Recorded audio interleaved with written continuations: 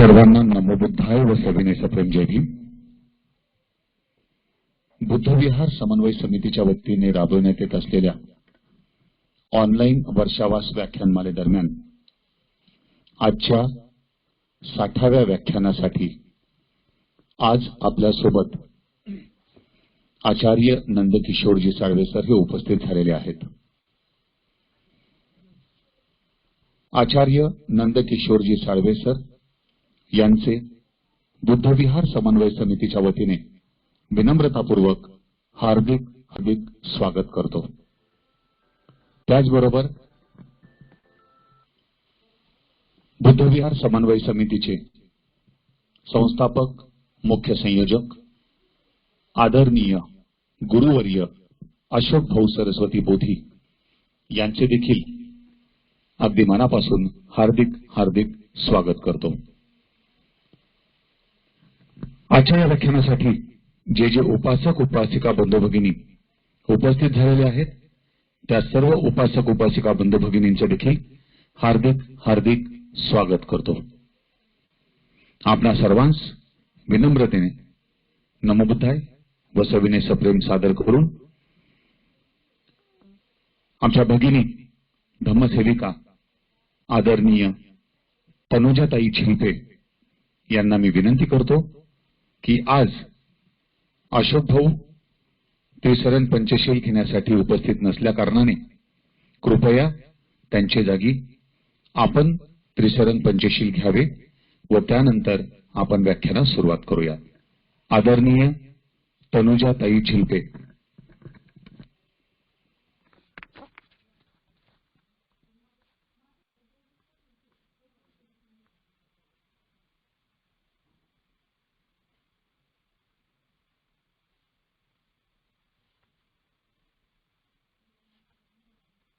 हा तनुजाताई आवाज येतो?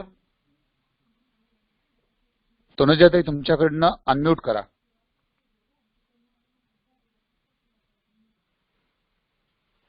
आवाज येतोय सर आता माझा? आता आवाज येतोय?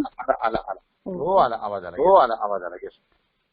करुणेचा महासागर तथागत भगवान गौतम बुद्ध, संविधानाचे शिल्पकार विश्वरत्न डॉक्टर बाबासाहेब आंबेडकर, क्रांतीचे प्रणेते फुले दाम्पत्य, आरक्षणाचे जनक राजर्षी शाहू महाराज, शिवाजी महाराज, संत गाडगेबाबा, संत कबीर, माता रमाई, माता भीमाई, माता यशोधरा अशा सर्व महामानव मानवांना मी त्रिवार पंचांग प्रणाम करते।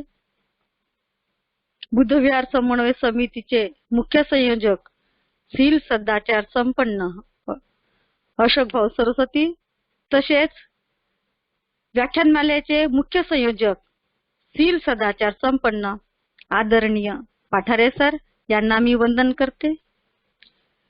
पृथ्वीच्या पाठीवर बुद्धाचा उपदेश घरोघरी पोहोचविणारे बुद्धपुत्र यांना मी पंचांग प्रणाम करते।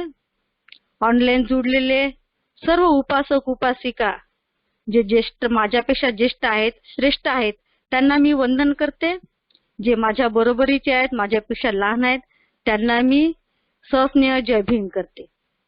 पाठारे सरांनी मला वंदनेची जी संधी उपलब्ध करून दिली त्याबद्दल मी आदरणीय पाठारे सरांचे सुद्धा इथे आभारी आहे।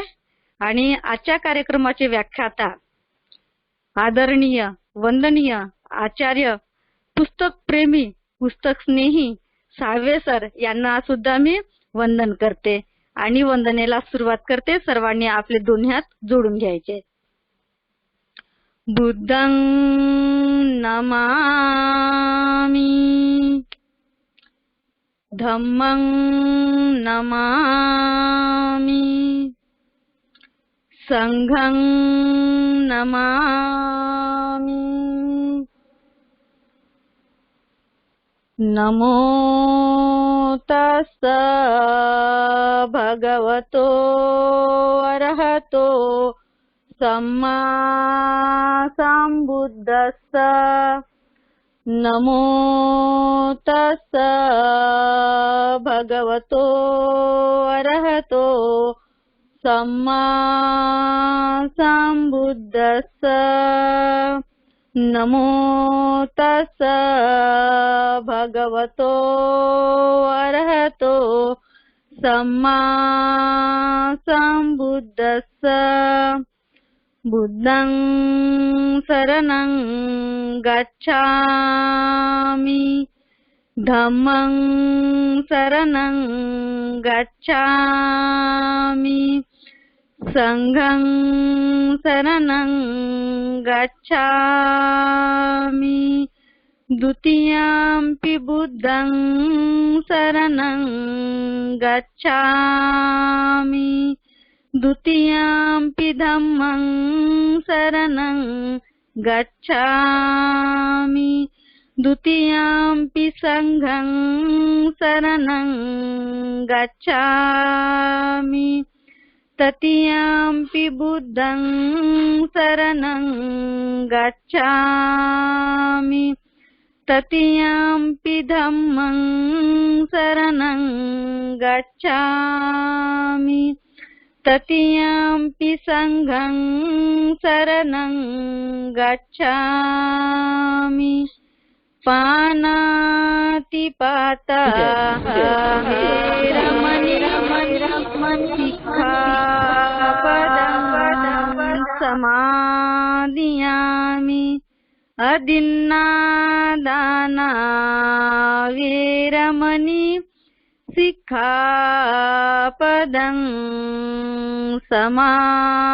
समादियामि कामेषु मिच्छाचारा वेरमणि सिक्खापदं समादियामि मुसावादा वेरमणि सिक्खापदं समादियामि सुरामेरयमज्जपमादठाना वेरमणि सिक्खापदं समादियामि साधु साधु साधु इमाय धम्मानुधम्म पटिपत्या बुद्धं पूजेमि इमाय धम्मानुधम्म पटिपत्या धम्मं पूजेमि इमाय धम्मानुधम्म पटिपत्या संघं पूजेमि साधु साधु साधु. सर्वांना मैत्रीपूर्ण जय भीम करते आणि आजच्या कार्यक्रमाचे व्याख्याता आदरणीय पुस्तक प्रेमी आचार्यजी नंदकिशोर दादा साळवे सर यांना दोन्ही हात जोडून याचना करते की त्यांनी आपल्या व्याख्यानाला सुरुवात करावी. धन्यवाद ताई. आज अशोक भाऊ प्रवासात असल्या कारणाने त्यांना नेटवर्क इश्यूज येतात. गेल्या 3 दिवसापासून आपण बघत आहात अशोक भाऊंचा दौरा सुरू आहे. अधिवेशनाच्या निमित्ताने ते अनेक ठिकाणी भेटी देत आहेत आणि त्यामुळे ऑन द वे त्यांना नेटवर्क अवेलेबल नसल्यामुळे त्यांना वेळेवरती उपस्थित राहता येत नाही. अशाही परिस्थितीत ते अनेक प्रयत्न करतात, परंतु जर नेटवर्क रेंज नसेल तर मात्र काहीसा नाइलाज होऊन जातो. असो, अशोक भाऊंच्या अनुपस्थितीत आदरणीय तनुजाताई यांनी त्रिशरण पंचशील वंदना घेतलेली आहे. आज आपण जे मार्गदर्शन ग्रहण करणार आहोत ते मार्गदर्शन आहे आदरणीय आचार्य नंदकिशोरजी साळवे सर यांचं. महामानव बोधिसत्व डॉक्टर बाबासाहेब आंबेडकर यांची ग्रंथसंपदा, त्या ग्रंथसंपदेच्या मागील हेतोद्देश आणि त्या ग्रंथसंपदेचा परिचय या महत्वपूर्ण विषयावर क्रमशः मार्गदर्शन करण्यासाठी आज आदरणीय आचार्य नंदकिशोरजी साळवे सर आपल्यासोबत उपस्थित झालेले आहेत.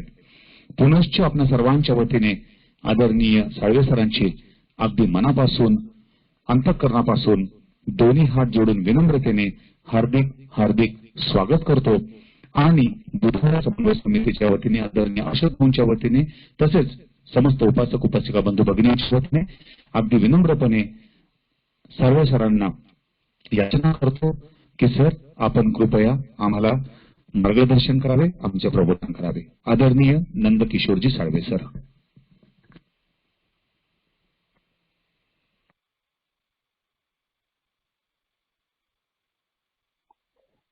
ओके. आवाज येतो? Yes sir. हो सर. आवाज येतो का सर? हो सर. हो सर. Okay okay. करायची सुरुवात? हो सर. ओके. चला सुरू करूया. नमो तस्स भगवतो अरहतो सम्मा संबुद्धस्स. नमो तस्स भगवतो अरहतो सम्मा संबुद्धस्स. नमो तस्स भगवतो अरहतो सम्मा संबुद्धस्स. महाकारुणी तथागत भगवान बुद्ध, परमपूज्य बोधिसत्व विश्वरत्न डॉक्टर बाबासाहेब आंबेडकर यांच्या पवित्र स्मृतींना आणि प्रतिमांना, त्याचप्रमाणे विचारांना विनम्र अभिवादन करतो. बुद्धविहार समन्वय समिती यांच्या विद्यमाने वर्षावासानिमित्त आयोजित केलेल्या या ऑनलाईन व्याख्यानमालेमध्ये आजचं हे 60वे व्याख्यान आहे आणि त्यानिमित्ताने आपण डॉक्टर बाबासाहेब आंबेडकरांची ग्रंथसंपदा, त्या संपदेचा हेतू आणि परिचय हे ते धाराविक चालू आहे मागच्या 2 महिन्यापासून. त्यामध्ये बाबासाहेबांच्या विविध ग्रंथांचा आढावा आपण घेतो आहोत. त्या ग्रंथांची पार्श्वभूमी समजून घेतो आहोत. त्या ग्रंथांचं अंतरंग आपण समजून घेत आहोत. आणि त्या दृष्टीनं या ऑनलाईन व्याख्यानमालेचे संयोजक माननीय अशोकभाऊ सरस्वती बोधी, त्याचबरोबर या ऑनलाईन व्याख्यानमालेची सर्व टेक्निकल जबाबदारी सांभाळणारे आमचे मित्र आणि बुद्धविहार समन्वय समितीचे मुख्य समन्वयक माननीय प्राध्यापक उमेश पठारे सर, त्याचबरोबर बुद्धविहार समन्वय समितीचे सर्व पदाधिकारी, या ऑनलाईन व्याख्यानमालेमध्ये सहभागी झालेले सर्व मान्यवर. मला त्यामध्ये बबनदादा चांदे सरांचं पण नाव या ठिकाणी दिसतं आहे. चांदे सरांचं पण या ठिकाणी स्वागत. त्याचबरोबर नाशिकमधून काही पाली भाषेचे माझे जे काही विद्यार्थी आहेत तेही या ठिकाणी सहभागी झालेले आहेत. आणि विशेष म्हणजे या कार्यक्रमासाठी मागच्या 2 महिन्यापासून सलगपणे आपण सर्वजण उपस्थिती देत आहात. ते सर्व मान्यवर, उपस्थित भगिनी आणि बंधुजन. खरं म्हणजे ही बाबासाहेबांची पद्धत आहे. लेडीज अँड जेंटलमन या इंग्रजी वाक्याचा शब्दशः अनुवाद बाबासाहेब आपल्या प्रत्येक भाषणामध्ये करत असत. आणि म्हणून ते नेहमी भाषण करताना भगिनी आणि बंधुजन हो अशा पद्धतीनं सुरुवात करत होते. बंधू आणि भगिनींना असं नव्हतं म्हणत. ते म्हणायचे भगिनी आणि बंधुजन हो. ही पद्धत मला भावली आणि म्हणून मी सुद्धा त्या निमित्ताने सतत उपस्थित भगिनी आणि बंधुजन हो असं म्हणून सर्वांचं स्वागत करत असतो. आजच्या भागाचं वैशिष्ट्य असं आहे, कारण आज मी हा भगिनी शब्द जो आहे हा विशेष हेतूने बोलतो आहे. हॅलो. कारण आज सर. उपस्थित आहे. सर. हॅलो. हा साळवे सर. काही जणांचे चॅटबॉक्स मध्ये कमेंट येतात आहे की आवाज त्यांना खूप कमी येतो आहे. कमी येतो आहे? हा, आवाज खूप कमी येतो आहे असे आतापर्यंत 3 मेसेज आलेत. इथे तर आता माझ्याकडनं मी सगळं काही केलेलं आहे. सर, मोबाईलचा जो व्हॉल्यूम आहे तो फुल आहे का जरा एकदा चेक कराल प्लीज. बरं. मला देखील आवाज येतो आहे, परंतु इतरांना का जात नाही मलाही कळत नाहीये. पण आपण बघूया एकदा चेक करून. तुमच्याकडे व्हॉल्यूम फुल आहे का तेवढं फक्त चेक करा. ओके.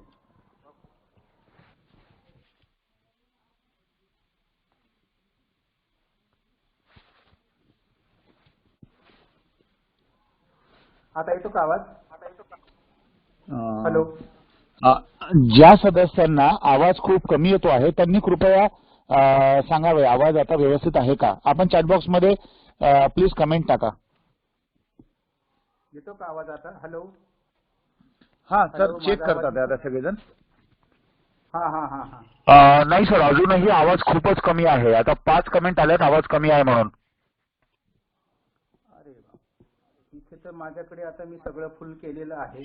सर थोडा मायक्रोफोन तुमचा जो आहे तो जवळ घेता का प्लीज तुमच्या, थोडस म्हणजे तोंडाजवळ बोलण्या. हो हो, मी तर खूप जवळ घेतलेला आहे खरं म्हणजे तो. नाही नाही नाही नाही नाही सर, कॉलर तुमच्या जवळ, कॉलरला जो आहे ना तिथे त्याला माईक असणार ना. कॉलर. नाही, माहित नाही. हा हा सर, येस सर. हा थोडा तो जरा जवळ घेऊन बघता का? हा आता हॅलो करून बघा बरं सर. हॅलो नाही, थोडा तोंडाजवळ घ्या सर, थोडासा. हॅलो. हा असं बघा बरं. आता येतो. Hello hello hello. आता येतो का? हॅलो हा आवाज येतो आहे पण कमी येतो आहे. Hello hello. हा आवाज येतो आहे परंतु कमी येतो आहे सर. अच्छा, कमी येतोय. हा आवाज येतो आहे पण कमी येतो आहे. हो, पण माझ्याकडचं आता सगळ्या मी बरोबर करून ठेवलेलं आहे, त्याच्यामुळे चालेल सर. आता माझ्याकडे पण मला देखील येतो आहे. मला वाटतं इतर सदस्यांनी कृपया आपले जे मोबाईल फोनचे व्हॉल्यूम कंट्रोल आहे कृपया चेक करून बघावेत.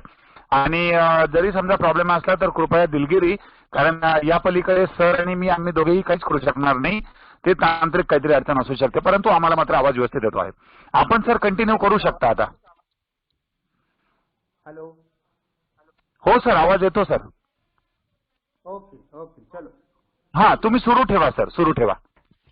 ओके ओके, मी जवळ वरून बोलतोय माहिती. तर आज आपण विशेषत्वाने भगिनींसाठी आणि मातांसाठी बोलणार आहोत. त्याचं कारण असं की आजचा जो विषय आहे तो माता भगिनींसाठी आहे, कन्यांसाठी आहे. मागच्या 3 भागांमध्ये आपण संविधानाच्या बाबतीमध्ये चर्चा केली. संविधानाचा अंतरंग बाह्यरंग समजून घेतलं, संविधानाचं प्रियंबल समजून घेतलं, आणि आज त्याच्या पुढे जाऊन आपण बाबासाहेबांच्या 2 ग्रंथांची माहिती घेणार आहोत, ज्यामध्ये डॉक्टर बाबासाहेब आंबेडकरांनी भारतातल्या तमाम स्त्रियांसाठी जे काम केलेलं आहे त्या कामाचा आपण आढावा घेणार आहोत. म्हणजे एकूणच डॉक्टर बाबासाहेब आंबेडकरांची स्त्रियांविषयी काय भूमिका होती आणि त्यांनी स्त्रियांसाठी काय काम केलेलं आहे हे जर आपल्याला जाणून घ्यायचं असेल तर बाबासाहेबांचे 2 ग्रंथ आहेत. पहिला ग्रंथ आहे हिंदू स्त्रियांची उन्नती आणि अवनती. मे 1951 मध्ये हा ग्रंथ लिहिलेला आहे. हिंदू स्त्रियांची उन्नती आणि अवनती हा जो ग्रंथ आहे हा मे 1951 मध्ये त्यांनी लिहिलेला आहे. इंग्लिशमध्ये त्याचं नाव आहे rise and fall of the Hindu woman. Rise and fall of Hindu woman हा ग्रंथ त्यांनी लिहिलेला आहे मे 1951 मध्ये. आणि त्याच्याच आधी काही दिवस बाबासाहेबांनी स्त्रियांसाठी जे भरीव योगदान दिलेलं आहे ते म्हणजे दुसरं आहे हिंदू कोड बिल, जे आपल्या सर्वांनाच माहीत आहे, आपण सर्वांनी ते ऐकलेलं आहे. पण हिंदू कोड बिल नक्की काय आहे, कशाच्या विषयात सुधारणा केलेल्या आहे, याचा अंतरंग काय आहे, हे लिहिण्याच्या पाठीमागे काय इतिहास आहे, हे सर्व आपल्याला आज जाणून घ्यायचं आहे. आणि म्हणून प्रामुख्याने या 2 पुस्तकांविषयी मी आज आपल्याशी बोलणार आहे. सर्वप्रथम हिंदू स्त्रियांची उन्नती आणि अवनती हा ग्रंथाचा अंतरंग आपण जाणून घेऊया. झालं काय की भगवान बुद्धांचा जो धम्म आहे, भगवान बुद्धांचं जी शिकवण आहे आणि भगवान बुद्धांचं एकूणच जे चरित्र आहे, बाबासाहेबांनी जेव्हा असं ठरवलं की आपल्याला बौद्ध धम्म स्वीकारायचा आहे तेव्हा भारतातील काही जी विद्वान मंडळी होती, जे कोणी प्रस्थापित विद्वान होते, त्या विद्वानांनी द्वेष भावनेतून बुद्धांवर काही आरोप केलेले आहेत. बुद्धांच्या शिकवणीवर आरोप केलेले आहेत.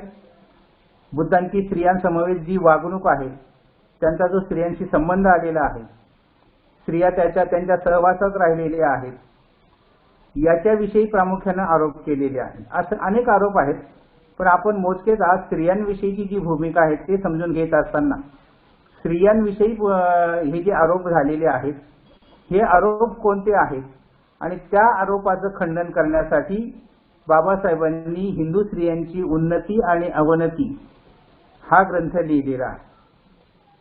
हे जे काही आरोप झाले होते त्याला उत्तर देण्यासाठी बाबासाहेबांनी मे 1951 मध्ये कलकत्त्याहून प्रकाशित होणाऱ्या महाबोधीच्या अंकामध्ये हा प्रदीर्घ लेख लिहिलेला आहे. हा पहिल्यांदा लेख स्वरूपामध्ये लिहिलेला असल्यामुळे 1951 मध्ये जरी लिहिलेला असला तरी त्यानंतर 14 वर्षांनी म्हणजे बाबासाहेबांच्या महापरिनिर्वाण दिनानंतर सुद्धा 1965 साली याचं पब्लिकेशन सोसायटी या संस्थेने प्रकाशन केलेलं आहे. 1965 मध्ये डॉक्टर आंबेडकर पब्लिकेशन सोसायटी या संस्थेने ते पुस्तक स्वरूपामध्ये प्रकाशित केलेलं आहे. मग आता आपण पहिल्यांदा भगवान बुद्धांवर जे काही निराधार आरोप झालेले आहेत ते कोणते आहेत याविषयी जाणून घेऊ. सर्वप्रथम हे जे आरोप आहेत त्यातले मोजके आरोप मी फक्त इथे वेळेअभावी सांगतो आहे. पहिला आरोप होता बुद्धांनी स्त्रियांचा भिक्षू संघ स्थापन करण्यास नकार दिला. आपणही इतिहास जाणता आहात, आपणही बुद्धांचं चरित्र आणि तत्वज्ञान वाचलेलं आहे. बुद्धांनी भिक्षुणी संघ स्थापन करण्यास प्रथम नकार दिला होता म्हणून असा आरोप केला गेलेला आहे की बुद्धांनी स्त्रियांचा भिक्षू संघ स्थापन करण्यास प्रथम नकार दिला. दुसरा आरोप होता स्त्रियांनी घराबाहेर पडून प्रवज्या घेण्यास बुद्धांची अनुमती नव्हती. तिसरा आरोप होता बुद्धांनी भिक्षू संघ स्थापन केल्यानंतर स्त्रियांना दुय्यम वागणूक दिली. चौथा आरोप होता बुद्ध हे स्त्री जातीचे पहिले उद्धारक नाहीत, कारण ते पहिला उद्धारक म्हणून महावीराला मानतात. त्याच्याविषयी आपण चर्चा करणार आहोत.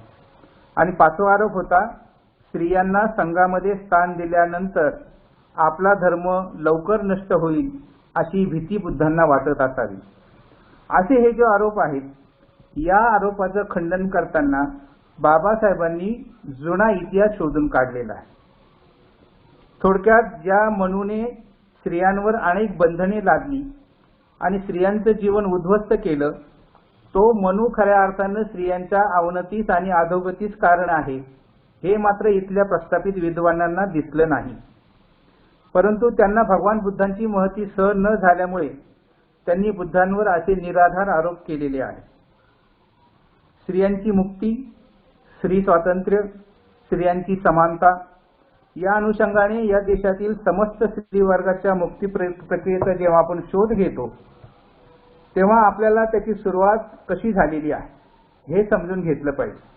आणि त्यासाठी आपल्याला प्राचीन काळातली स्त्री कशी होती, अर्वाचीन काळातली स्त्री कशी होती, बुद्ध काळातली स्त्रीची परिस्थिती कशी होती, मनूच्या काळातली स्त्रीची परिस्थिती कशी होती आणि मग फुले आंबेडकरी काळामध्ये स्त्रीची परिस्थिती कशी होती याची क्रमशः आपण मांडणी केलेली आहे. ती सुद्धा समजून घेणं फार गरजेचं आहे. सर्वप्रथम प्राचीन काळ. प्राचीन काळामध्ये भारतीय स्त्रियांची परिस्थिती कशी होती हे जर आपल्याला जाणून घ्यायचं असेल तर बाबासाहेबांनी लिहिलेलं आहे की बौद्धिक आणि सामाजिक जीवनामध्ये स्त्रियांचा दर्जा फार उच्च होता प्राचीन काळामध्ये. आता क्रमशः लक्षात घ्या, बाबासाहेब म्हणतात की बौद्धिक आणि सामाजिक जीवनात स्त्रियांचा दर्जा प्राचीन काळामध्ये फार उच्च होता. त्यांना गुरुकुलामध्ये जाण्याचा, वेद शिकण्याचा, वेद मंत्र म्हणण्याचा अधिकार होता. त्या तत्वज्ञानामध्ये निष्णात होत्या. एखाद्या जटिल विषयावर पुरुषाबरोबर वाद करण्याचा त्यांना अधिकार होता. असे संदर्भ बाबासाहेबांनी शोधलेले आहेत. ते म्हणजे पतंजलीच्या वाङ्मयात, पाणिनीच्या वाङ्मयात, अष्टाध्यायामध्ये, भासाच्या अष्टाध्यायामध्ये शोधलेले आहेत. असे संदर्भ बाबासाहेबांनी तिथे पुस्तकामध्ये दिलेले आहेत. आणि त्यानुसार हिंदू स्त्रियांची उन्नती आणि अवनती या ग्रंथामध्ये म्हटलेलं आहे की जनक आणि सुलभा यांचा वादविवाद, शंकराचार्य आणि मैत्रेयी यांचा वादविवाद, याज्ञवल्क्य आणि गार्गी यांचे जे वादविवाद उपनिषदामध्ये आलेले आहेत त्यानुसार बाबासाहेबांनी त्या प्राचीन काळातला एक आढावा घेतलेला आहे की प्राचीन काळामध्ये स्त्रियांना वादविवाद करण्याचा अधिकार होता. आपल्याला कदाचित माहीत असेल की याज्ञवल्क्य आणि गार्गी यांचा एक वादविवाद झालेला प्रचलित आहे उपनिषदामध्ये की हा जो याज्ञवल्क आहे हा प्रचंड मोठा विद्वान पंडित असतो आणि तो वादविवाद करत असताना या पृथ्वीची उत्पत्ती कशी झाली त्याच्याविषयी सांगत असतो आणि सांगत असताना तो असं विधान करतो की पृथ्वीची उत्पत्ती ब्रह्माने केलेली आहे. पृथ्वीची उत्पत्ती ब्रह्माने केलेली आहे असा तो विधान करतो आणि त्यावर ही गार्गी जी आहे ही गार्गी स्त्री आहे आणि ती मग त्या याज्ञवल्काला विचारते की पृथ्वीची उत्पत्ती जर ब्रह्माने केली असेल तर ब्रह्माची उत्पत्ती कोणी केली. याच्यावर मात्र त्या याज्ञवल्काला काही उत्तर देता येत नाही. भर सभेमध्ये त्याचा अपमान होतो आणि तो अपमान झाल्यामुळे तेव्हापासून त्याने स्त्रियांवर बंधने लादायला सुरुवात केली आणि असा हा सगळा इतिहास त्या ठिकाणी बाबासाहेबांनी मांडलेला आहे. म्हणून मुद्दा लक्षात घ्यायचा की प्राचीन काळामध्ये स्त्रियांची परिस्थिती चांगली होती. त्या सुशिक्षित होत्या, त्या गुरुकुलात जात होत्या, वेदाचे मंत्र म्हणत होते आणि वादविवाद करण्याचा त्यांना अधिकार सुद्धा होता. हा जो प्राचीन काळ आहे हा ऋग्वेदाचा काळ आहे. त्या प्राचीन काळानंतर येतो अर्वाचीन काळ. त्या अर्वाचीन काळ म्हणजे उत्तर वैदिक काळ. प्राचीन काळ हा वैदिक काळ आहे आणि अर्वाचीन काळ जो आहे हा उत्तर वैदिक काळ आहे. या काळामध्ये चातुर्वर्ण व्यवस्था निर्माण झाली आणि त्यामुळे जात ही संकल्पना अतिशय वेगाने पसरली आणि त्यातूनच पारतंत्र्य, विषमता, अन्याय, अत्याचार इत्यादींचा जन्म झाला. ब्राह्मण वर्गाने हिंदू स्त्रियांवर गुलामगिरीसारखी अनेक बंधने लादली आणि त्यामुळे या काळामध्ये स्त्रियांचा दर्जा घसरत गेला. त्या काळामध्ये जे परंपरेने चालत आलेले नियम होते ते धर्माचा आधार घेऊन प्रचलित करण्यात आले आणि धर्मशास्त्रातील जे अलिखित कायदे केलेले होते तेच कायदे पुढे चालू राहिले आणि त्याच्यामुळे या अर्वाचीन काळामध्ये स्त्रियांची अवस्था फार बिकट झाली. स्त्रियांची खऱ्या अर्थाने अधोगती झालेली आहे असा संदर्भ बाबासाहेबांनी या ग्रंथामध्ये दिलेला आहे. म्हणजे प्राचीन काळाची परिस्थिती स्त्रियांची कशी होती, त्यानंतर अर्वाचीन काळामध्ये चातुर्वर्ण व्यवस्था निर्माण झाल्यामुळे स्त्रियांची अधोगती खऱ्या अर्थाने तिथे झालेली आहे हे नमूद करून बाबासाहेब बुद्ध काळाकडे येतात आणि म्हणतात की तथागत बुद्धांची क्रांती जेथून सुरू होते तेथे अर्वाचीन काळ संपतो, बुद्ध युगाचा प्रारंभ होतो. बाबासाहेब आंबेडकरांच्या मते तथागत बुद्ध हे स्त्रियांचे पहिले मुक्तीदाता आहे. लिंगभेद न बाळगता बुद्धांनी स्त्रियांना अरहंत पदाला पोहोचवण्याचा मार्ग मोकळा करून दिला. स्त्रियांना भिक्षू संघात प्रवेश देऊन त्यांनी सर्वप्रथम स्त्री स्वातंत्र्याचा पुरस्कार केला. भिक्षुणी संघाची स्थापना करून स्त्रियांना शिक्षणाचा अधिकार बहाल केला आणि त्याचबरोबर समतेचं तत्व सुद्धा बुद्धांनी सांगितलेलं आहे. समतेचं तत्व कसं आहे की संघामध्ये जेव्हा एका बाजूला बुद्धांसमोर उच्चकुलीन महाराणी बसायची, राजाची राणी बसायची, त्याच्या शेजारी त्या गावातली किंवा त्या नगरातली गणिका सुद्धा बसायची. भिक्षुणी संघ जेव्हा स्थापन झाला तेव्हा मागचं सगळं विसरलं जातं आणि त्यानुसार राजाची राणी असो नाहीतर त्या नगरातली गणिका असो या शेजारी शेजारी बसायच्या आणि इथे खऱ्या अर्थाने समता प्रस्थापित झालेली आहे हे आपण चांगल्या पद्धतीने लक्षात घ्यायचं आहे. आणि म्हणूनच बुद्ध काळामध्ये स्त्री सर्व प्रकारच्या अन्यायकारक बंधनातून मुक्त झाली आणि खऱ्या अर्थाने ती स्वातंत्र्याचा अनुभव सुद्धा घ्यायला लागली. हे बुद्धांचं फार मोठं यश आहे. त्यानुसार बुद्ध काळातली स्त्री जी आहे ती खऱ्या अर्थाने स्वतंत्र झाली, सुशिक्षित झाली आणि तिला स्वातंत्र्याचा अनुभव सुद्धा घेता आला. हे बुद्ध काळातली खरं परिस्थिती होती.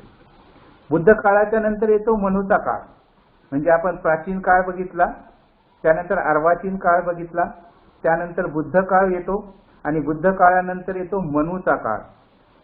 आता मनू म्हणजे कोण, तर प्रस्थापितांच्या व्यवस्थेमध्ये सामाजिक नियम जे बनवायचे किंवा सामाजिक नियम जो राजा बनवायचा किंवा जो प्रमुख बनवायचा त्या प्रमुखाला किंवा राजाला मनू असं म्हटलेलं आहे. ज्याने मनुस्मृती लिहिली हा मनू बुद्धांच्या नंतर निर्माण झाला हे लक्षात घ्या. मनू या संकल्पनेविषयी आपल्या मनामध्ये खूप संभ्रम आहे. म्हणून बाबासाहेब असं म्हणतात की ज्याने मनुस्मृती लिहिली तो मनू बुद्धांच्या नंतर निर्माण झाला. हे जरी खरे असले तरी त्याच्यापूर्वी 14 मनूंनी त्यांच्या धर्मग्रंथामध्ये जे विचार मांडले, जे विचार सांगितले त्या विचारांना या मनूने कायद्याचे स्वरूप दिले. म्हणजे मनूच्या अगोदर 14 मनू झालेले आहेत बुद्धांच्या अगोदर. त्या 14 मनूंनी जे काही धर्मग्रंथातून विचार सांगितले ते विचार या बुद्धानंतरच्या 15व्या मनूने त्याला कायद्याचं स्वरूप दिलं आणि त्याद्वारे शूद्र आणि स्त्रीला परत गुलामगिरीमध्ये लोटलं. म्हणजे अर्वाचीन काळामध्ये जी काही स्त्रियांवर बंधनं लागली गेली होती ती बुद्ध काळाने स्वतंत्र केली, परंतु बुद्धांच्या नंतर पुन्हा मनूचा काळ आला आणि मनूने पुन्हा स्त्रियांवर बंधने लादली आणि त्याच्यामुळे शूद्र आणि स्त्रीला गुलामगिरीत लोटून बुद्धांनी केलेल्या सामाजिक क्रांतीला रोखण्याचं काम या मनूने केलेलं आहे. म्हणून मनुस्मृतीच्या माध्यमातून कायदे करून त्याने चातुर्वर्ण्य व्यवस्था, स्त्रीदास्य यांचं खुलेआम समर्थन केलं आणि बुद्धाच्या काळात स्वतंत्र झालेल्या स्त्रीवर पुन्हा बंधनं लादली गेली. मनूने अशी प्रकारची अनेक जुलूम आणि क्रूर बंधनं स्त्रियांवर लादलेली आहे, शूद्रांवर लादलेली आहे.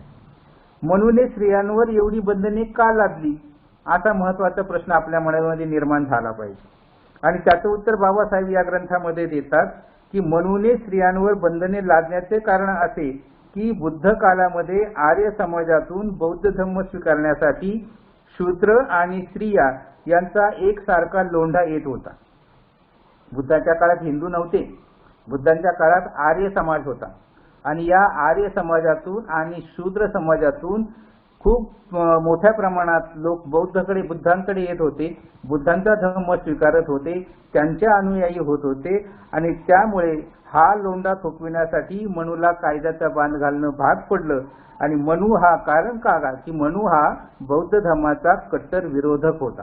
हा जो 15वा मनू आहे बुद्धानंतर झालेला, हा मनू बौद्ध धर्माचा कट्टर विरोधक होता आणि त्याने ब्राह्मणी धर्मात प्रचलित असलेल्या ज्या काही रूढी परंपरा होत्या त्या रूढी परंपराला कायद्याचे रूप देऊन शूद्र आणि स्त्रियांवर कडक बंधने लादलेली आहे.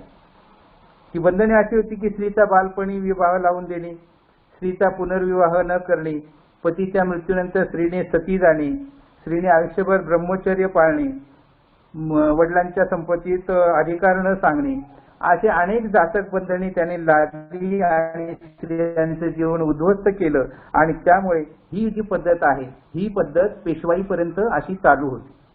ही पद्धत पुढे पेशवाईपर्यंत चालू होती, स्त्रियांवर बंधने लादण्याची, शूद्रांवर आणि अस्पृश्यांवर बंधने लादण्याची. आणि त्यामुळे या पार्श्वभूमीवर फुले आंबेडकरी चळवळीचा उदय झालेला आहे. सर्वप्रथम फुले प्राचीन काळापासून या पार्श्वभूमीवर फुले आंबेडकरी काळातील स्त्रियांची परिस्थिती कशी होती याचा विचार करताना आपल्याला असं दिसून येतं की ज्योतिबा फुल्यांनी मनुस्मृतीची चिकित्सा करून प्रस्थापित ब्राह्मणी विचारधारेवर घणाघाती टीका केलेली आहे. सार्वजनिक सत्यधर्म या ग्रंथातून मनुस्मृतीला पर्यायी समाज व्यवस्था सांगितलेली आहे आणि अखंडमधील काव्यामधून मनुस्मृतीवर उपरोधिक अशी टीका केलेली आहे आणि जातीयवादी ग्रंथातील विचारांची वैचारिक संघर्ष करून शूद्रांना आणि स्त्रियांना संघर्ष करण्याची प्रेरणा ज्योतिबा फुल्यांनी दिली. हे फुल्यांचं महत्वाचं कार्य आहे आणि तेव्हापासून पुन्हा एकदा स्त्री संघर्ष करू लागली. ज्योतिबा फुल्यांनी स्त्रियांच्या शोषणाविरुद्ध ठामपणे उभे राहून अतिशय चांगल्या पद्धतीनं हा संघर्ष सुरू केला. शूद्र आणि स्त्रियांसाठी त्यांनी शिक्षणाची चळवळ हाती घेऊन फुले युगाचा प्रारंभ केला आणि आंबेडकरी युगात त्याला गतिमानता आलेली आहे. हजारो वर्षाचा अन्यायी इतिहास आपल्या क्रांतिकारी कर्तृत्वाने त्या दोघांनीही बदलून टाकला. पण त्यानंतर फुल्यांच्या नंतर बाबासाहेब आंबेडकरांनी स्त्रियांना शिक्षणाची जाणीव करून देत या जुलमी मनुस्मृतीचं दहन केलेलं आहे आणि स्त्रियांच्या उद्धारासाठी संसदेमध्ये हिंदू कोड बिल सादर केलं. या दोनही घटना या देशातील समस्त स्त्री जातीला गुलामगिरीतून मुक्त करण्यासाठी दिशादर्शक ठरलेल्या आहेत. म्हणूनच फुले आंबेडकरी काळातील स्त्री जी आहे ती सुशिक्षित झाली, आपल्या हक्कासाठी संघर्ष करू लागली, ती समानतेचा आणि समतेचा अनुभव घेऊ लागली, तिला मान सन्मान मिळू लागला आणि त्यामुळे फुले आंबेडकरी काळामध्ये भारतीय स्त्रीचं जगणं जे थोडंफार आहे ते थोडंफार सुसह्य झालेलं आहे. अशा पद्धतीनं प्राचीन काळ, अर्वाचीन काळ, बुद्धांचा काळ, मनूचा काळ आणि फुले आंबेडकरीचा काळ यामध्ये स्त्रियांची परिस्थिती कशी होती याचा आपण थोडासा धावता आढावा घेतलेला आहे. आणि या सर्व पार्श्वभूमीला लक्षात घेतल्यानंतर मूळ विषयाकडे जेव्हा आपण येऊ तो म्हणजे बुद्धांची स्त्रियांविषयी कोणती भूमिका होती ती या ग्रंथामध्ये मांडलेली आहे. हिंदू स्त्रियांची उन्नती आणि अवनती असं ग्रंथाचं नाव आहे. आणि त्या ग्रंथाचा मुख्य विषय जो आहे की बुद्धांवर स्त्रियांच्या बाबतीमध्ये जे काही आरोप केलेले आहेत त्या आरोपाचं खंडन करणं. म्हणून बुद्धांची स्त्रियांविषयी कोणती भूमिका होती या ग्रंथामध्ये त्याविषयी बाबासाहेब म्हणतात की बुद्धांनी स्त्रियांना कधीही हीन लेखले नाही. बुद्ध स्त्रियांशी वागताना जे वर्तन ठेवीत त्या वर्तनाचे स्वरूप अतिशय उदात्त आणि निर्मळ असे होते. भिक्षुणी संघाच्या स्थापनेपासून अगोदरच भगवान बुद्ध स्त्रियांना भेटत होते. म्हणजे आता भिक्षुणी संघाचा हा जो महत्वाचा आरोप आहे या अनुषंगानेच आपल्याला सगळं बोलायचं आहे. कारण भिक्षुणी संघ स्थापन होण्या अगोदर भगवान बुद्धांच्या संपर्कामध्ये विशाखा आली होती आणि विशाखेने सुद्धा भगवान बुद्धांचं शिष्यत्व स्वीकारलेलं होतं. भगवान बुद्धांच्या प्रमुख 80 शिष्यापैकी विशाखा एक सर्वश्रेष्ठ शिष्या होती. आणि त्यानंतर वैशालीची आम्रपाली नावाची जी गणिका आहे ती गणिका सुद्धा भगवान बुद्धांच्या सहवासामध्ये आली होती, संपर्कामध्ये आली होती. याचा अर्थ असा की भिक्षुणी संघाची स्थापना होण्याच्या अगोदर सुद्धा भगवान बुद्धांच्या संपर्कामध्ये अनेक स्त्रिया आलेल्या होत्या. अनेक राजांच्या महाराण्या त्यांचे प्रवचन ऐकण्यासाठी येत होत्या. त्याचबरोबर अनेक सामान्य लोकांमधील स्त्रियांसुद्धा तिथे येऊन बसत होत्या. म्हणजे बुद्धांना स्त्रियांचं काही वावडं नव्हतं किंवा बुद्धांनी स्त्रियांना कोणत्याही प्रकारची हीन वर्तणूक दिलेली नाही हे बाबासाहेबांनी या ग्रंथामधून स्पष्ट केलेलं आहे. आम्रपालीचा प्रसंग तुम्हाला माहित आहे की लिच्छवी नावाच्या नगरामध्ये ती राहत होती आणि लिच्छवीचे राजकुमार सुद्धा भगवान बुद्धांना भोजनाचं आमंत्रण देण्यासाठी गेले. त्याच वेळेस तिथे आम्रपाली सुद्धा बसलेली होती आणि बुद्धांनी आम्रपालीचं भोजनाचं आमंत्रण स्वीकारलेलं होतं. आणि त्यानंतर हे लिच्छवी जेव्हा गेले, लिच्छवी खरं म्हणजे राजकर्ते होते आणि राजकर्त्यांचा नकार स्वीकारून सुद्धा किंवा राजकर्त्यांना दुखावून सुद्धा भगवान बुद्धांनी सर्वसामान्य गणिका असलेल्या आम्रपालीचं भोजनाचं आमंत्रण स्वीकारलं होतं. त्याच्यावरून आपण हे लक्षात घेतलं पाहिजे की बुद्ध स्त्रियांच्या विषयी कधीही हीन भावना ठेवत नव्हते, त्यांना दुजा भावनेने वागवत नव्हते. हा आरोप बाबासाहेबांनी या प्रकारे त्या ठिकाणी फेटाळलेला आहे, त्याचं खंडन केलेलं आहे. आणि म्हणून बाबासाहेब म्हणतात की भिक्षुणी संघाची स्थापना होण्या अगोदर बुद्धांचा अनेक स्त्रियांशी संपर्क आला होता आणि त्यांचं स्त्रियांची जी वागणूक होती ती अतिशय निर्मळ होती आणि उदात्त स्वरूपाची होती. त्यानंतर बुद्धांनी भिक्षुणी संघाची स्थापना करून घेत काही महत्वाच्या गोष्टी साध्य केल्या. कुठल्या गोष्टी साध्य केल्या तर पुरुषाच्या बरोबरीने स्त्रियांना ज्ञानार्जनाचा मार्ग मोकळा केला. स्त्रियांमध्ये सुप्तावस्थेत असलेल्या आध्यात्मिक तेजाची त्यांना ओळख करून दिली. त्याचबरोबर स्त्रियांना पुरुषाच्या बरोबरीने संघात घेऊन त्यांना सुरक्षिततेचं स्थान दिलं. हे फार महत्वाचं आहे. स्त्रियांची सुरक्षितता केव्हा होईल जेव्हा त्या भिक्षुणी संघामध्ये सामील झाल्या तेव्हा त्यांना खऱ्या अर्थानं सुरक्षित वाटायला लागलेलं आहे. त्याचबरोबर विवाहित, अविवाहित, विधवा, राजाच्या राणी, त्यांच्या दासी, तिथल्या गणिका अशा सर्व प्रकारच्या स्त्रियांना भगवान बुद्धांनी आपल्या भिक्षू संघामध्ये सामील करून घेतलं होतं. सर्व प्रकारच्या स्त्रियांना श्रामणी संघाचा किंवा भिक्षुणी संघाचा दरवाजा खुला ठेवला होता. नंतर सर्व स्तरातील स्त्रियांना पुरुषाच्या बरोबरीने स्वातंत्र्य आणि समता ही मानवी जीवनाची अंगे प्राप्त करून देण्याचा मार्ग दाखवला होता. आणि महत्वाचं म्हणजे धम्मप्रणीत कुटुंब व्यवस्थेमध्ये स्त्रीची माता, पत्नी, भगिनी, गृहिणी, कन्या अशा विविध आदरयुक्त मानल्या गेलेल्या आहेत. त्यांचं स्थान जे आहे ते स्थान बुद्धांनी निदर्शनास आणून दिलेलं आहे. म्हणजे कुटुंब व्यवस्थेत स्त्री जी आहे ती विविध भूमिकांमध्ये वागत असते. आपल्या कुटुंबात स्त्री ही माता आहे, भगिनी आहे, गृहिणी आहे, कन्या आहे. अशा पद्धतीनं भगवान बुद्धांनी स्त्रियांच्या विषयी जाणीव करून दिलेली आहे समाजाला.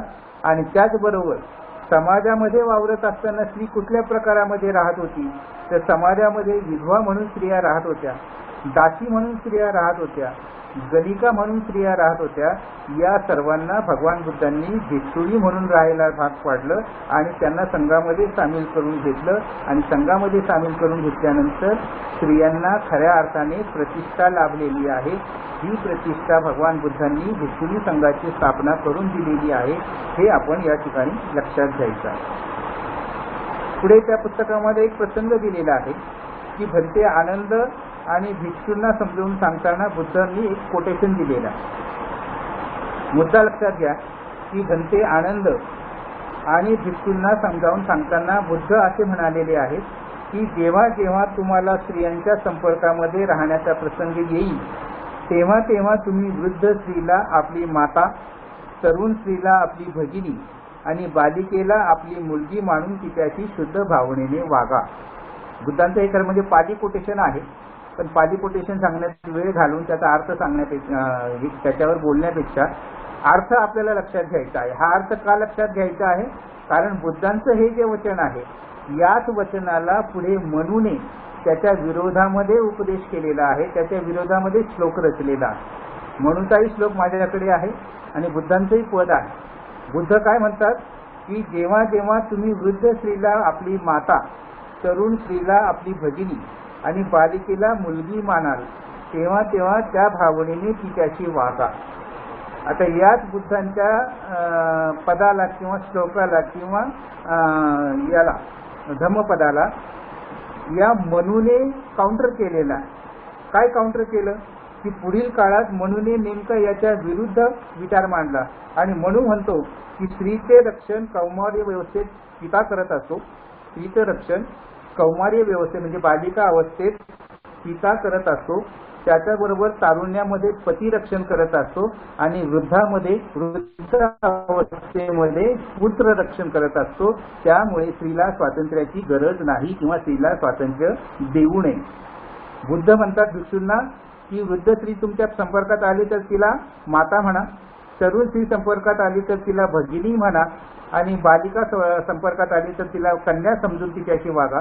आणि त्याविरुद्ध म्हणून म्हणतो की तारुण्यामध्ये स्त्रीला तिच्याचं संरक्षण असतं, त्याच्यानंतर पतीचं संरक्षण असतं आणि वृद्धापकाळामध्ये तिला पुत्राचं संरक्षण असतं. त्यामुळे स्त्रीला स्वतंत्र कधीही दिले जाऊ नये. अशा पद्धतीनं मनूने बुद्धांच्या प्रत्येक विचाराला काउंटर करून विरोधामध्ये आपलं प्रचार केलेला आहे आणि तो प्रचार करत असल्यामुळे खऱ्या अर्थाने पुढे बुद्धांचं जे तत्वज्ञान आहे ते कमी कमी होत गेलेलं आहे. म्हणून भगवान बुद्ध आणि मनू यांच्या स्त्रियाविषयीच्या भूमिकांचा तौलनिक अभ्यास करून डॉक्टर बाबासाहेब आंबेडकरांनी असा निष्कर्ष काढला की मनूने केलेल्या धार्मिक कायद्यामुळे भारतातील हिंदू स्त्रियांची अवनती झाली. प्रस्थापित लोक म्हणतात की बुद्धांनी स्त्रियांना दुय्यम लेखलं आणि त्यांची अवनती केली, पण बाबासाहेबांनी हे सिद्ध केलेलं आहे की मनूने केलेल्या धार्मिक कायद्यामुळे भारतातील हिंदू स्त्रियांची अवनती झालेली आहे आणि म्हणून भारतातील स्त्रीचा अधःपात घडून आणण्यास सर्वस्वी एकमेव मनू जबाबदार आहे, असं ठाम प्रतिपादन बाबासाहेब या ठिकाणी करतात. आवाज येतो का सर?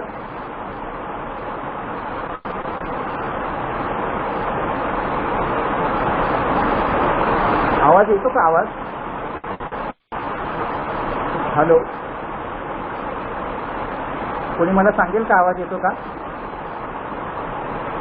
हॅलो, आवाज येतो का?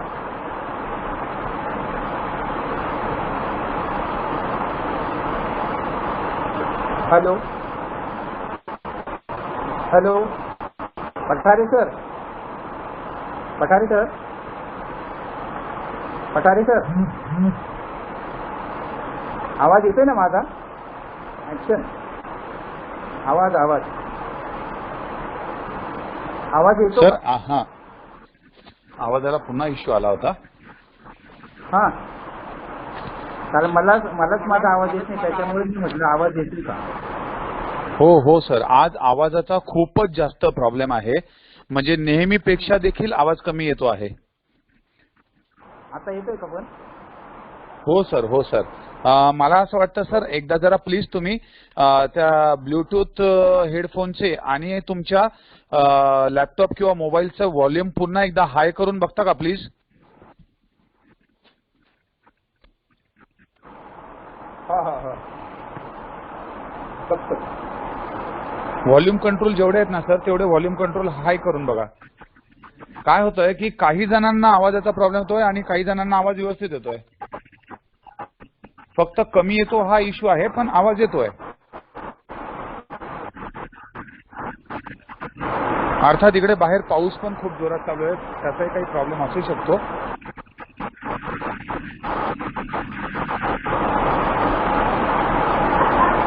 हा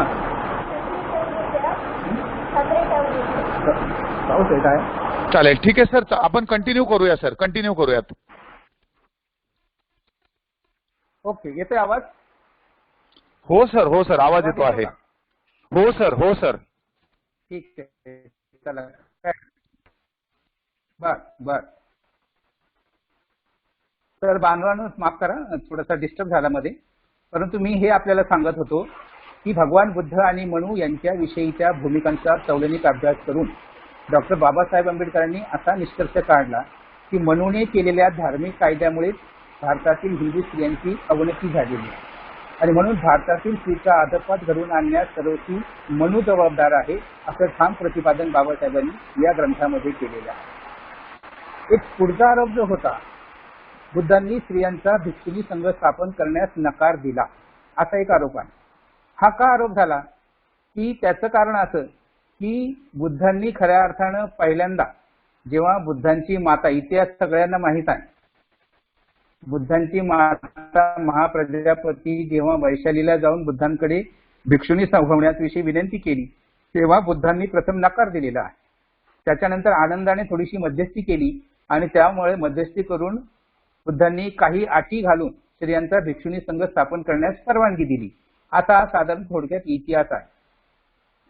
परंतु असाही एक आरोप प्रस्थापित विद्वानाकडून केला जातो आहे की बुद्धांनी प्रथम भिक्षुणी संघास नकार दिला, नंतर होकार दिला, परंतु होकार देताना 8 प्रकारच्या अटी घातलेल्या आहेत.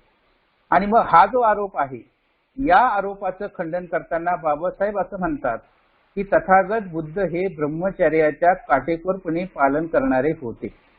भिक्षू संघ जेव्हा स्थापन झाला तेव्हा भिक्षू संघामध्ये भिक्षूंसाठी ब्रह्मचर्या, वेरमणी असं जे काही एक शील टाकलेलं आहे ते, आणि उपासकांसाठी कामेसु मिथ्याचारा वेरमणी असं शील टाकलेलं आहे. याच्यावरून आपल्या हे लक्षात येतं की तथागत बुद्ध हे ब्रह्मचर्याचे काटेकोरपणे पालन करणारे होते.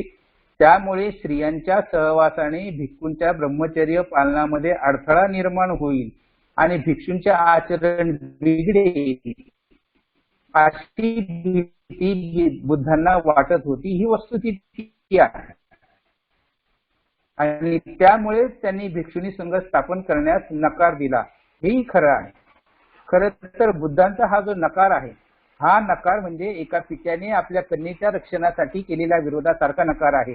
हे आपण प्रामुख्याने भूमिका लक्षात घेतली पाहिजे. एखादा पिता जर आपल्या मुलीला बाहेर जाऊ नको किंवा बाहेर अंधार पडलेला आहे, एकटी बाहेर पडू नको असं जेव्हा म्हणतो, तेव्हा तो काही स्त्री स्वातंत्र्याच्या किंवा मुलीच्या स्वातंत्र्याच्या आड येत नाही. त्याच्या पाठीमागे तिचं रक्षणाची आणि तिच्या सुरक्षिततेची कळकळ त्या पित्याला असते. त्याच पद्धतीने भगवान बुद्धांनी भिक्षुणी संघ निर्माण करण्याला जो विरोध केलेला आहे तो एका पित्याच्या भूमिकेतून केलेला आहे. कारण भिक्षू संघामध्ये सगळे भिक्षू अनेक वर्षापासून घरापासून बाहेर असतात आणि त्यांच्या संपर्कामध्ये जर स्त्रिया आल्या तर भिक्षूंचं आचरण बिघडू शकतं, अशी त्या काळातली परिस्थिती असल्यामुळे ही परिस्थिती लक्षात घेऊनच बुद्धांनी भिक्षुणी संघ स्थापण्यामध्ये सुरुवातीला नकार दिलेला आहे.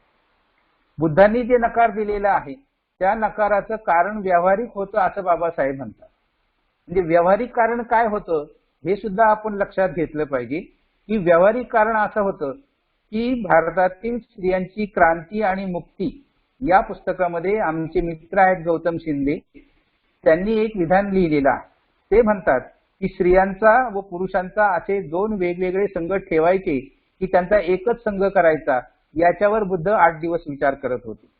2 वेगळे संघ केले तर त्यांची व्यवस्था कशी ठेवायची, स्त्रियांची त्यातल्या त्यात सुरक्षा आणि इतर व्यवस्था कशी ठेवायची याचा विचार भगवान बुद्ध करत होते.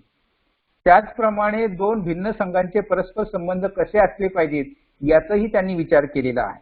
आणि मग नव्याने प्रवधित होणाऱ्या ज्या स्त्रिया आहेत, म्हणजे ज्या भिक्षुणी होणार आहेत, त्यांना प्रशिक्षण कोणी द्यायचं, त्यांना शिकवायचं कोणी, अशा पद्धतीनं जे काही प्राथमिक सुविधा होत्या, या सुविधा तयार करण्यासाठी, याचं स्ट्रक्चर तयार करण्यासाठी बुद्धांनी 8 दिवस घेतले. आणि 8 दिवसानंतर आनंदाची मध्यस्थी केल्यानंतर बुद्धांनी भिक्षू संघ स्थापनेला संमती दिलेली आहे.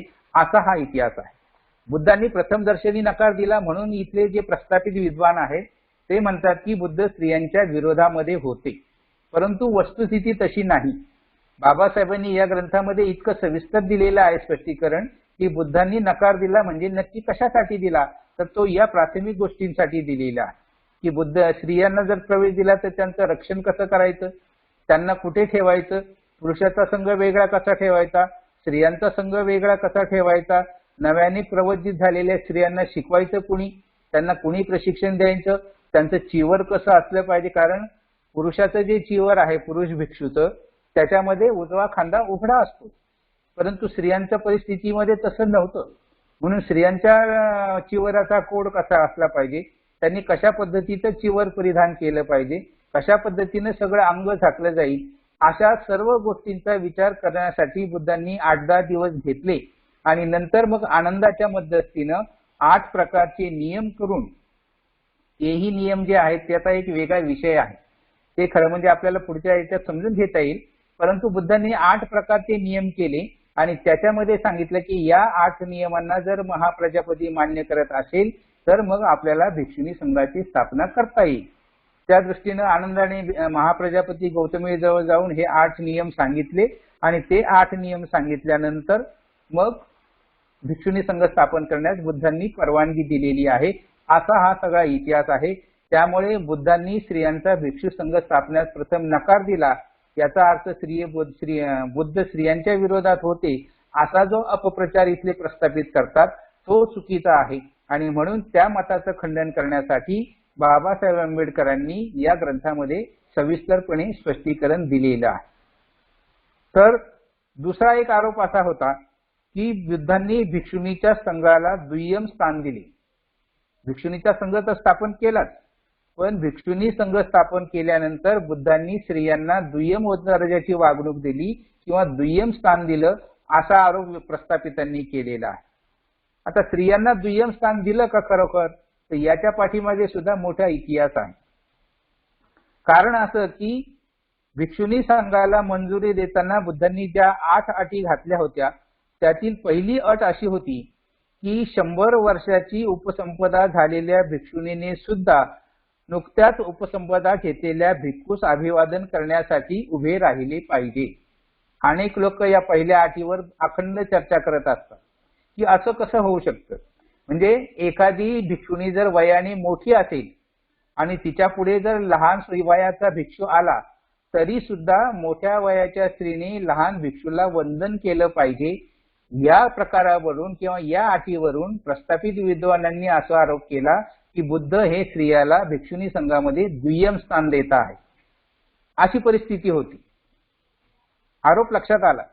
आरोप असा होता की बुद्धांनी भिक्षुणींना दुय्यम स्थान दिले भिक्षुणी संघ निर्माण केल्यानंतर, परंतु त्याच्यामध्ये ज्या अटी घातल्या होत्या त्या अटींच्या आधारे हा आरोप करण्यात आलेला आहे. त्याच्यातली पहिली अट अशी होती की वयाने कितीही मोठी स्त्री भिक्षुणी असली आणि तिच्या पुढे जर लहान वयातला बाल भिक्षू आला तरी सुद्धा मोठ्या वयाच्या स्त्रीने बाल वयाच्या भिक्षूला वंदन केलं पाहिजे, अशा पद्धतीची ती अट होती. परंतु ती अट का होती याचं स्पष्टीकरण देताना बाबासाहेब म्हणतात की संघामध्ये ज्येष्ठतेला मान होता. संघामध्ये ज्येष्ठता अतिशय स्पष्टपणे मानली जात असे किंवा कठोरपणे मान्य केली जात असे. त्याच्यामुळे भिक्षू संघाच्या नियमानुसार जो अगोदर प्रवज्या घेईल तो ज्येष्ठ आणि जो नंतर प्रवज्या घेईल तो कनिष्ठ असं मानलं जात होतं. तुम्हाला जर इतिहास माहित असेल तर उपाली आणि त्याच्याबरोबरचे हे जे शाक्य कुमार होते यांचा इतिहास तुम्ही जेव्हा बघाल तेव्हा प्रसंग असा आहे की हे जे शाक्य कुमार होते 6 जण हे उपाली बरोबर भगवान बुद्धांकडे प्रवज्ञा घेण्यासाठी जेव्हा गेले तेव्हा हे शाक्यकुमार जे होते हे राजे होते, राजपुत्र होते आणि उपाली हा त्यांचा सेवक होता. तेव्हा हे राजकुमार आणि उपाली बुद्धांसमोर जेव्हा जातात तेव्हा हे पाचही राजकुमार म्हणतात की सर्वप्रथम उपालीला दीक्षा द्या. उपालीला दीक्षा दिली म्हणजे तो आम्हाला ज्येष्ठ होईल आणि आम्ही त्यांचे आदेश पाळू शकू, आमचा अहंकार थोडासा कमी होईल. अशा दृष्टीने ते सर्वप्रथम उपालीला दीक्षा द्यायला सांगतात आणि नंतर दीक्षा घेतात. त्याचं कारण संघामध्ये जी आहे ती ज्येष्ठता महत्वाची मानली जात होती. आणि त्याच मुद्द्याचा आधार घेऊन बाबासाहेब असं म्हणतात की अगोदर जो प्रवज्ञा घेईल तो ज्येष्ठ आणि नंतर जो प्रवज्ञा घेईल तो कनिष्ठ असे मानले जात असल्यामुळे भिक्षूचा संघ हा अगोदर स्थापन झाला असल्याने तो ज्येष्ठ ठरतो. त्यामुळे भिक्षू किंवा भिक्षुणी यांच्या वयाचा विचार न करता संघाच्या ज्येष्ठतेचा विचार करायचा आहे. संघाची ज्येष्ठता, संघ अगोदर स्थापन झाला आणि भिक्षुणीचा संघ नंतर स्थापन झाला, त्याच्यामुळे भिक्षूंचा संघ व्यक्ती नव्हे, संघ हा श्रेष्ठ आहे आणि भिक्षुणींचा संघ हा कनिष्ठ आहे असं स्पष्टीकरण दिल्यामुळे एखादी भिक्षू जेव्हा बालवयाच्या भिक्षूला वंदन करते तेव्हा ती त्या वैयक्तिक बाल भिक्षूला न करता ती संघाला वंदन करत असते असं प्रातिनिधिक स्वरूपात समजून हा नियम तयार केलेला होता.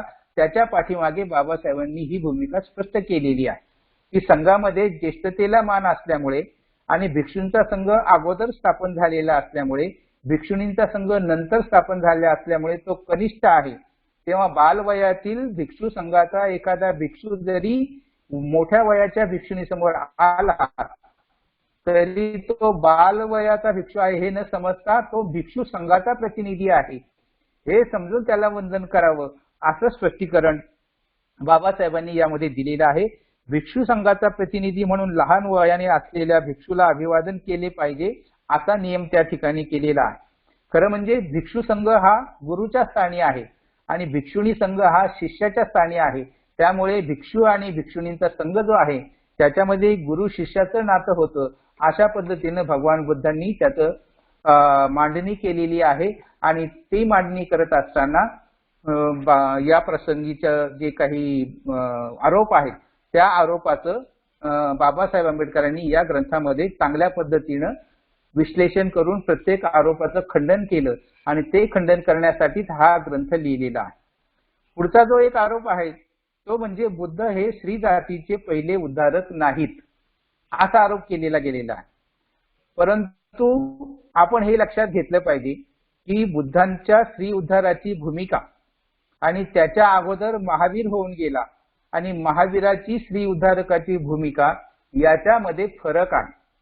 आणि तो फरक असा आहे की महावीर जरी बुद्धांच्या अगोदर होऊन गेलेले असले, महावीरांच्या भिक्षुणी संघात किंवा साध्वींच्या संघामध्ये जरी काही साध्वी होत्या, रेवत आणि पद्मा असे दोन सिद्धार्थ गौतमाला पहिल्यांदाच भेटलेले आहेत असा उल्लेख पहिल्याच प्रकरणामध्ये आहे बुद्ध आणि त्यांच्या धम्म ग्रंथामध्ये. याचा अर्थ बुद्धांच्या अगोदर साध्वींचा संघ होता, जैन साध्वींचा संघ होता. म्हणजे महावीराच्या काळात सुद्धा साध्वी तपश्चर्या करत होत्या, जंगलामध्ये राहत होत्या आणि त्याही ज्ञान संपादन करत होत्या.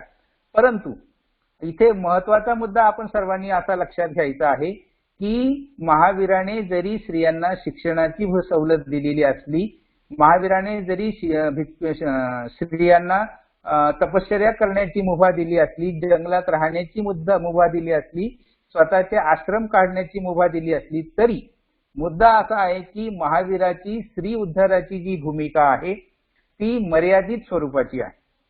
कारण महावीराच्या साध्वी संघामध्ये फक्त एका विशिष्ट समाजाच्या स्त्रिया होत्या, इतर समाजाच्या स्त्रियांना तिथे प्रवेश नव्हता. जसं की दिगंबर आणि श्वेतांबर आहे तुम्हाला माहित आहे, त्यामुळे श्वेतांबर पंथामध्ये स्त्रियांना प्रवेश नव्हता. त्याच्यामुळे आपण ही गोष्ट लक्षात घेतली पाहिजे की एका विशिष्ट समाजापुरतीच महावीराची स्त्री उद्धारकाची भूमिका होती. त्यामुळे त्या पार्श्वभूमीवर जेव्हा आपण भगवान बुद्धांच्या स्त्री उद्धारक भूमिकेकडे बघतो तेव्हा आपल्या हे लक्षात येतं की बुद्धांच्या संघामध्ये सर्व प्रकारच्या भिक्षुणी होत्या. मी जसं सुरुवातीला सांगितलं की बुद्धांनी भिक्षुणी संघ जेव्हा स्थापन केला तेव्हा महाप्रजापती गौतमी बरोबर 500 भिक्षुणी आल्याचा आपल्याला उल्लेख सापडतो. मग या 500 भिक्षुणी कोण होत्या आणि त्या कशासाठी महाप्रजापती गौतमी बरोबर आल्या होत्या याचाही एक मोठा शोध आहे, विषय आहे. म्हणून बुद्धांच्या संघामध्ये ज्या भिक्षुणी आल्या त्या सर्व स्तरामधून आल्या होत्या. त्यात काही राजाच्या राणी होत्या, त्यात काही राजाच्या दासी होत्या, त्यात काही अपंग होत्या, त्यात काही भिकारी म्हणजे भिक्षा मागणाऱ्या होत्या, त्यात काही वेश्या व्यवसाय करणाऱ्या होत्या, त्यात काही दासी किंवा मोलकरणी होत्या. अशा सगळ्या प्रकारच्या स्त्रियांना बुद्धांनी आपल्या संघामध्ये सामील करून घेतलं होतं. त्यामुळे महावीर जरी अगोदर असले तरी महावीराची स्त्री उद्धारकाची भूमिका ही एका विशिष्ट समाजापुरती होती. त्या पार्श्वभूमीवर बुद्धांची जी भूमिका आहे ती मात्र सर्वसमावेशक होती आणि त्यामुळे बुद्ध हे खऱ्या अर्थाने स्त्रियांचे पहिले उद्धारक ठरतात, महावीर नव्हे. ही सुद्धा आपण गोष्ट या ठिकाणी लक्षात घ्यायची आहे. आणि त्या दृष्टीनेच बाबासाहेबांनी या प्रत्येक मुद्द्याचं खंडन केलेलं आहे आणि हा प्रत्येक मुद्दा जो आहे हा अतिशय स्पष्टपणे मांडून त्या पद्धतीनं बाबासाहेबांनी या सर्व आरोपांचं खंडन करून हिंदू स्त्रियांची उन्नती आणि अवनती या ग्रंथामध्ये सविस्तर विश्लेषण करून बुद्धांनी कशा पद्धतीने स्त्रियांना सन्मान दिला, कशा पद्धतीने पुरुषांबरोबर राहण्याचा हक्क दिला, कशा पद्धतीने भिक्षू संघात समाविष्ट करून घेतल्यानंतर त्यांना स्वातंत्र्य अनुभवता आलं. त्याच्यामध्ये थेरी गाथा जेव्हा आपण वाचतो तेव्हा थेरी गाथेमध्ये आपल्याला स्त्रियांचे त्या भिक्षुणींचे उद्गार जे आहेत ते उद्गार आपल्या लक्षात येतात आणि मग स्त्रियांना स्वातंत्र्याची अनुभूती कशा पद्धतीने मिळाली त्याचं महत्व आपल्याला पटतं. म्हणून मुद्दा असा आहे की बाबासाहेबांनी 1951 मध्ये हा जो ग्रंथ लिहिला हा प्रामुख्याने बुद्धांच्या शिकवणीवर जे जे आरोप झाले त्या आरोपाचं खंडन करण्यासाठी लिहिला आणि ते सर्व आरोप बाबासाहेबांनी आपल्या विद्वत्तापूर्ण लिखाणाने आणि चिंतनाने खोडून काढलेले आहेत आणि इथल्या प्रस्थापितेला उत्तर दिलेलं आहे की बुद्ध हेच खऱ्या अर्थाने स्त्रियांचे पहिले उद्धारक आहे. बुद्धांमुळे स्त्रियांना स्वातंत्र्य मिळालेलं आहे आणि त्या दृष्टीनेच बाबासाहेबांनी या ग्रंथातून विचार मांडले आहेत. तेव्हा आज आता मध्ये थोडा डिस्टर्ब झाला परंतु वेळ होत आलेली असल्यामुळे आज या ग्रंथापुरतं बोलून मी थांबतो. पुढच्या वेळेस आपण हिंदू कोडबिलांवर बोलणार आहोत आणि त्यातून सुद्धा बाबासाहेबांची भूमिका समजून घेऊ. तेव्हा आज या ग्रंथाची पार्श्वभूमी आणि इतिहास सांगून मी इथे थांबतो. धन्यवाद. जय भीम. साधू साधू साधू. बाबासाहेबांची ग्रंथ संपदा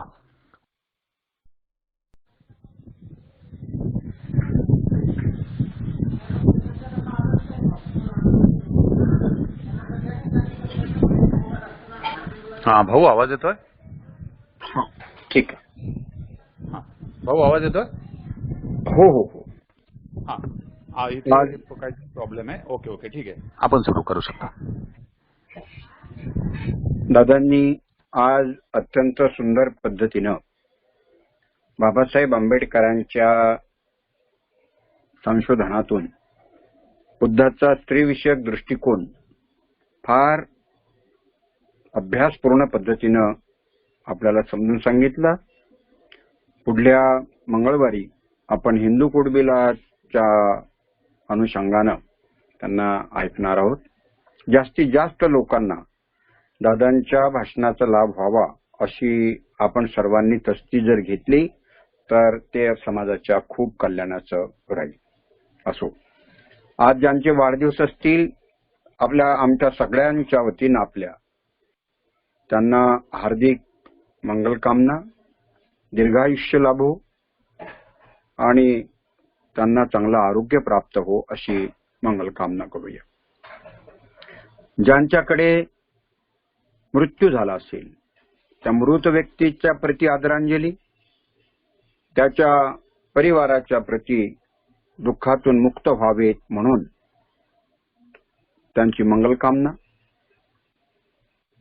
सर्व प्राणी मात्रांची मंगलकामना, स्वतःची मंगलकामना, मित्रांच्या विषयीची मंगलकामना आणि शत्रूच्याही विषयीची मंगलकामना करण्यासाठी आपण हात जोडावे.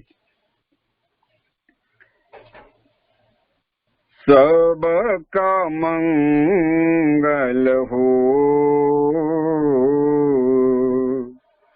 सबका मंगल हो। तेरा मंगल मेरा मंगल, सबका मंगल हो, सबका मंगल हो। दृश्य और अदृश्य सभी जीवों का मंगल हो यरे। जल के थल के और गगन के प्राणी सुखिया हो, सबका मंगल हो। 10 दिशाओं के सब प्राणी मंगल लाभी हो यरे। निर्भय हो निर्भैर बने सब, सभी निरामय हो, सबका मंगल हो। फिर से जागे धम्म जगत में, फिर से होवे जन कल्याण। जागे जागे धम्म जगत में, होवे जन कल्याण, होवे जन कल्याण। राग द्वेष मोह दूर हो जावे, जागे शील समाधि ज्ञान। जन जन के दुखड़े मिट जावे, फिर से जाग उठे मुस्कान, जाग उठे मुस्कान। जागे जागे धम्म की वाणी, मंगल मूल्य महाकल्याणी। जागे बुद्ध सदृश कोई ज्ञानी, होवे सुखी सब जग के प्राणी। सबका मंगल सबका मंगल हो, सबका मंगल हो। तेरा मंगल मेरा मंगल, सबका मंगल हो, सबका मंगल हो। सब पापस्य करणं कुशलस्य उपसंपदा, सचित्त परियोदपनं एतं बुद्धान शासनं। धम्मं चरे सुचरितं न तं दुच्चरितं चरे। धम्मचारी सुखं सेति अस्मिन् लोके परमिच। न तावता धम्मधरो यावता बहुभासति। योच अपम्पि श्रुत्वानं का धम्मं कायेन पश्यति। सवे धम्मधरो होति यो धम्मं नपमज्जति। नत्थि मे शरणं अय्यं बुद्धो मे शरणं वरं। एतेन सच्चवज्जेन होतु मे जयमङ्गलम्। नत्थि मे शरणं अय्यं धम्मो मे शरणं वरं। एतेन सच्चवज्जेन होतु मे जयमङ्गलम्। नत्थि मे शरणं अय्यं संघो मे शरणं वरं एतेन सच्चवज्जेन होतु मे जयमङ्गलम्। नमो बुद्धाय नमो धम्माय नमो संघाय। साधु साधु साधु। इमाय धम्मानुधम्म पटिपट्टिया बुद्धं पूजेमि। इमाय धम्मानुधम्म पटिपट्टिया धम्मं पूजेमि। इमाय धम्मानुधम्म पटिपट्टिया संघं पूजेमि। उद्याची एक महत्वाची सूचना आपण लक्षात घ्यावी। उद्या दुपारी 12 वाजता नागपूर येथे केंद्रीय कार्यालयात पूर्व विदर्भातल्या कार्यकर्त्यांची बैठक आयोजित केलेली आहे। विषय आहे अधिवेशनाच्या विषयीची तयारी। दुसरा विषय आहे कार्यकारिणी बनवण्याविषयीची बाकीची चर्चा। या दोन विषयावरती ती मीटिंग आयोजित होईल। या मीटिंग मध्ये वर्धा, चंद्रपूर, गडचिरोली, गोंदिया, भंडारा, नागपूर ग्रामीण आणि नागपूर शहर इथल्या सगळ्या कार्यकर्त्यांनी त्या मीटिंगला यायचं आहे। आजच्या या व्याख्यानमालेला जे जुळलेले कार्यकर्ते असतील नागपूरचे, नागपूर जिल्ह्यातील, त्यांनी मीटिंगला आवर्जून यावं। आणि उद्याला बुधवार रोजी याच वेळी वंदनीय भिक्खू धम्मबोधी यांचं सुत्तावरती धम्मदेसना होईल। आपण सर्वांनी उद्या त्यांच्या धम्मदेसनेचा लाभ घ्यावा अशी विनंती करतो। आणि काही सूचना असतील तर पाठारे सर सूचना देतील, अन्यथा कार्यक्रम संपल्याची उद्घोषणा करतील आदरणीय प्राध्यापक उमेश पाठारे सर। धन्यवाद भाऊ। आजचे आपले वक्ते आदरणीय आचार्य नंदकिशोरजी साळवे सर यांनी आपल्या सर्वांचं अत्यंत उत्कृष्ट असं मार्गदर्शन केलं। बुद्धविहार समन्वय समितीच्या वतीने तसेच सर्व उपासक उपासिका बंधू भगिनींच्या वतीने आदरणीय साळवे सरांचा अगदी मनापासून खूप खूप धन्यवाद व्यक्त करतो। त्याचबरोबरीने आदरणीय अशोक भाऊ सरस्वती बोधी यांचे देखील अगदी मनापासून खूप खूप धन्यवाद व्यक्त करतो। आणि जे उपासक उपासिका बंधू भगिनी आजच्या या व्याख्यानासाठी उपस्थित होते त्या सर्व उपासक उपासिका बंधू भगिनींचे देखील अगदी मनापासून धन्यवाद व्यक्त करतो। आदरणीय अशोक भाऊंनी ज्या सूचना दिल्या त्याचा आपण सन्मानपूर्वक आदर करूया व त्याचे पालन करूयात। उद्या 7:30 वाजता निश्चितच या लिंकवर आपण वंदनीय भिक्खू धम्मबोधी यांचे धम्मदेसना ग्रहण करण्यासाठी निश्चितच सर्वजण भेटूयात। तोपर्यंत सर्वांस नमो बुद्धाय, सविनय सप्रेम, जय भीम व गुड नाईट।